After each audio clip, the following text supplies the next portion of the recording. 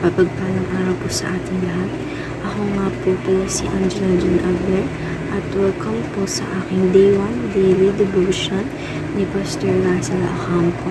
Para po sa ating devotion ngayong araw ay ngayon po ang pang-pitong series about essentials of the historic faith at ang title ng topic po natin ay ang 7 essential of restoration of all things at ang scripture po natin for today, July 28, 2024 ay ang Acts 3:21.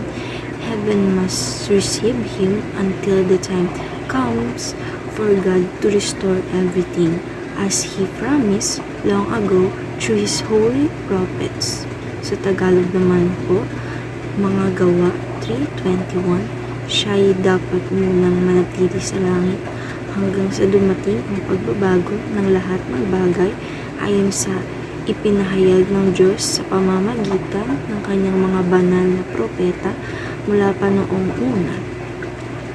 Ito po ay patungkol sa pag-akyat ng Panginoong Jesucristo sa langit. Naupo siya sa kanyang trono at dapat muna siyang manatili sa langit hanggang sa dumating ang pagbabago ng lahat ng bagay. Ibig sabihin nito na magkakaroon ng maraming pagbabago sa mundo tsaka siya babalik. Pagkakaindi ko din po na ang sabi ng mga propeta na ang mundo daw po ay mapupuno ng peace at righteousness at mapupuno ng mga sumasamba kay Yahweh at luluhod sa ating Panginoong Jesucristo. At ito daw po ay pinangako ng Panginoon. Teaching number 1. The ascension of Christ is about conquest.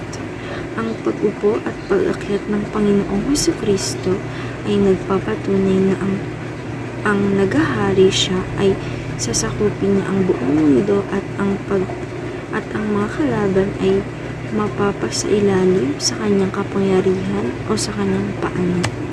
Teaching number 2. Jesus will come back to complete the project of restoration. Ang ating Panginoong Jesucristo ay muling babalik at kukumpletuhin ang unti-unting pagbabago at pagsasaayos ng ating mundo at muling pagbalik ng ating Panginoong Jesucristo ay ito na ang final ng pagkumpleto ng proyekto. Teaching number 3, God's promise will not be broken. Ito naman po ang pangako ng Diyos na ang mundo ay mapupuno ng dumadakila at sumasamba kay Yahweh. Application number 1, study the doctrine of ascension. Sabi dito, ang pag-akyat ng ating Panginoong Jesucristo sa langit ay di natin napapansin. Bagamat ang sabi din dito na ang ascension ng Panginoon ay pagsasaayos at pagkakaisa ng pagsamba ng iba't ibang bansa sa Kanya na mayroong authority, glory, and sovereign power. Application number 2, fix what sin has broken. Sabi dito na ayusin po natin yung mga winasak ng kasalanan at ginawa ng ating Panginoong Jesucristo ay nasa proseso ng pagsasaayos niya sa ating mundo like healing and restoration. Application number 3, build the future.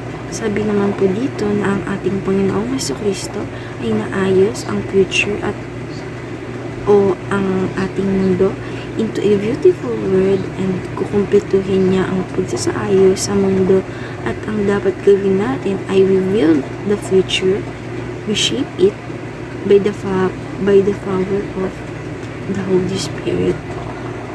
Acts 3:21, heaven must receive him until the time comes for God to restore everything as He promised long ago through His holy prophets.